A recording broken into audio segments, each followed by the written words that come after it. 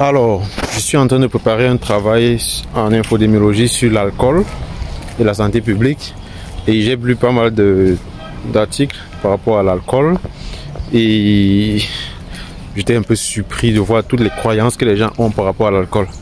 Bon, déjà, est-ce que vous connaissez les seuils d'alcool et les réactions que cela peut avoir sur votre bien-être? Alors, vous voyez par exemple, en fonction des concentrations d'alcool que vous pouvez ingurgiter, par exemple, si vous prenez 0,05 grammes par décilitre d'alcool en tant que concentration, cela peut avoir un effet sur votre sociabilité, donc ça augmente votre relaxation, votre sociabilité, vous êtes plus relax, vous êtes plus sociable lorsque vous avez pris une concentration de 0,05 grammes par décilitre.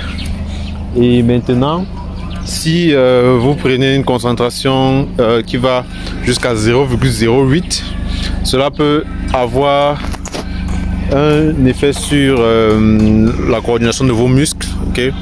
Et ça peut perturber également votre capacité à conduire de manière appropriée, dans votre capacité de conduire un véhicule de manière appropriée, ça peut avoir un impact là-dessus. Maintenant, si vous avez une concentration qui va jusqu'à 0,15 grammes par décilitre, cela peut altérer votre vision, votre capacité de prendre un bon jugement, okay? Votre équilibre. Et maintenant, si vous allez jusqu'à 0,25 grammes par décilitre, cela peut perturber la façon dont vous allez prononcer les phrases, okay? La façon dont vous allez vous exprimer, cela aura un impact. Et maintenant, si vous allez par exemple jusqu'à une concentration comme 0,4 grammes par décilitre, okay? Cela peut avoir également un effet sur ce qu'on appelle l'incontinence, votre niveau de conscience, okay, également le décès. Si vous avez des concentrations qui vont à plus de 0,4 grammes par décilitre, ça peut augmenter la probabilité d'avoir des maladies qui vont affecter le foie, qui vont affecter votre appareil respiratoire, ainsi de suite. Et maintenant, si vous avez des concentrations qui vont à plus de 0,45, là, c'est beaucoup plus dangereux. Donc, en fonction de ces seuils-là, vous pouvez savoir quelles sont les concentrations d'alcool qui peuvent être dangereuses pour vous. Mais ce qui m'a le plus marqué, c'est par rapport aux croyances, ce qu'on peut appeler également comment est-ce qu'on appelle ça? Voilà, les mythes, si vous voulez. Mais les croyances que les gens ont par rapport à l'alcool, c'est absolument surprenant.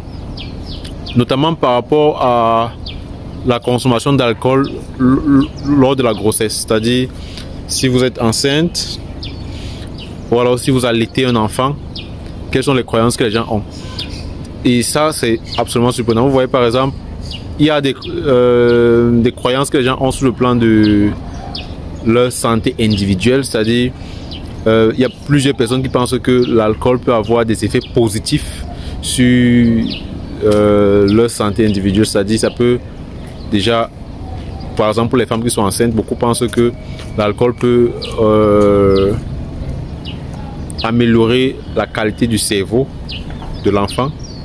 Donc l'enfant sera plus intelligent, il va mieux se développer si la femme consomme de l'alcool. Ce qui n'est absolument pas vrai, mais c'est des croyances que beaucoup de personnes ont, notamment en Afrique. Également, beaucoup de personnes pensent que l'alcool est, notamment lorsque les femmes, et là on parle absolument des femmes qui sont enceintes, ça c'est des croyances par rapport aux femmes qui sont enceintes ou alors qui allaitent. Beaucoup pensent que l'alcool est dangereux seulement lorsque c'est pris à de très grandes quantités. Tout à l'heure, je viens de vous montrer que même si on est à de très petites concentrations, on est déjà exposé. Et voilà, beaucoup pensent que c'est lorsqu'on fume qu'on est beaucoup plus à risque de plusieurs maladies, mais que l'alcool c'est quelque chose de naturel, ce qui n'est absolument pas vrai. Maintenant, ça c'est ce qui concerne l'influence sur le plan de l'individu. Maintenant, il y a également une influence sur le plan culturel, qui est sur le plan de la culture. Il y a des personnes qui pensent que on est beaucoup plus accepté sur le plan social lorsqu'on consomme de l'alcool. Donc, si vous ne consommez pas de l'alcool, vous n'aurez pas vous n'aurez pas des amis, vous ne serez pas épanoui sur le plan communautaire parce que voilà, vous avez des amis qui eux marchent seulement avec ceux qui prennent de l'alcool. Également, on sait bien que l'alcool, la consommation de l'alcool, ça fait partie de nos traditions, de nos coutumes. Il faut prendre de l'alcool lorsqu'on se réunit, lors des événements. Et si vous ne prenez pas l'alcool, ça peut avoir une influence sur votre sociabilité. Et donc les personnes pensent que pour être plus sociable, pour être plus en harmonie avec son environnement, avec les personnes qui nous entourent, il faut consommer de l'alcool. Ce qui est une croyance absolument sur laquelle il faudrait agir beaucoup parce que ça peut augmenter le fait que des personnes vont chercher à consommer de l'alcool et donc être exposées à des maladies. Et il y a également le plan sur l'influence sur les connaissances et également les conseils qu'on peut donner à notre personne. Beaucoup pensent que la consommation de l'alcool permet de résoudre certains autres problèmes liés à la santé. Par exemple, lorsqu'on a la nausée, lorsqu'on a la grippe, lorsque voilà, on se sent d'une certaine manière mais on n'est pas confortable, consommer l'alcool va permettre de réduire ce problème-là.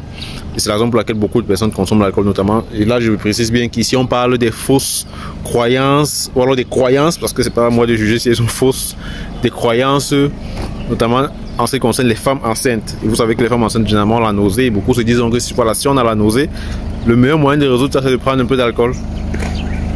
Ouais. Beaucoup n'ont pas assez de connaissances sur les effets secondaires que cela peut avoir sur la santé. Beaucoup n'ont pas assez de connaissances là-dessus. Et également, des études montrent que les conseils médicaux qui sont donnés par les médecins et autres, notamment les médecins, les infirmiers, les femmes enceintes ne les captent pas bien et elles ont l'impression que c'est, voilà, il y a certains médecins qui conseillent de prendre de l'alcool, ok. Il y a certains qui n'indiquent véritablement pas si la consommation de l'alcool peut avoir véritablement des effets sur la santé de la femme et de l'enfant. Ça, ce sont des femmes qui ont rapporté ça dans certaines études. C'est la raison pour laquelle je vous fais part de ça. C'est vrai que c'est quand même surprenant, ok. Voilà. Le prochain volet aussi, c'est là on a parlé là sur le plan l'influence sur les croyances individuelles, l'influence sur la culture, la sociabilité. On a parlé également de l'influence sur les connaissances. Et maintenant, il y a également l'influence sur les circonstances de la grossesse. Beaucoup pensent qu'en utilisant l'alcool, ça va permettre de réduire les effets secondaires de la grossesse. Et donc, la gêne occasionnée par la grossesse va être résolue en prenant de l'alcool. Ça, c'est une croyance que beaucoup de femmes enceintes ont en ce qui concerne l'alcool. Et également, le fait de prendre de l'alcool selon certaines femmes, okay, ça va permettre de prévenir les grossesses ou alors prévenir l'accouchement non planifié ou alors qui arrive lorsqu'on n'a pas planifié. Donc c'est-à-dire, beaucoup de femmes pensent qu'en prenant de l'alcool, ça va prévenir le fait qu'elles vont accoucher par exemple un autre jour autre que ce qui a été prévu par la date probable d'accouchement. Absolument surprenant. Voilà. Ça, c'est des choses. Et maintenant, en ce qui concerne l'allaitement, beaucoup pensent que en consommant de l'alcool, ça va augmenter la production de lait maternel. Ce qui n'est absolument pas vrai. Ce qui n'est absolument pas vrai. Il y a également ceux qui pensent que ça va permettre de tranquilliser, de rendre le bébé plus calme.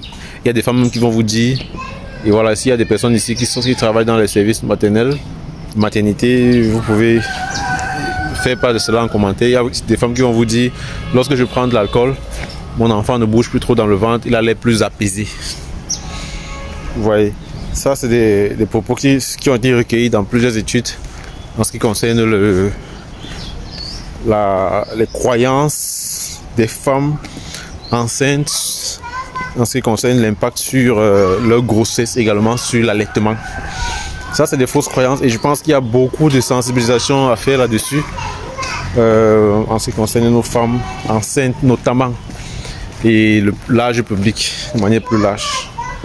Voilà. Dites-moi ce que vous en pensez. Est-ce que vous avez d'autres fausses informations ou alors certaines fausses croyances qui sont partagées en ce qui concerne l'alcool et la grossesse, l'allaitement maternel? On se revoit pour une prochaine vidéo. Sentez-vous bien.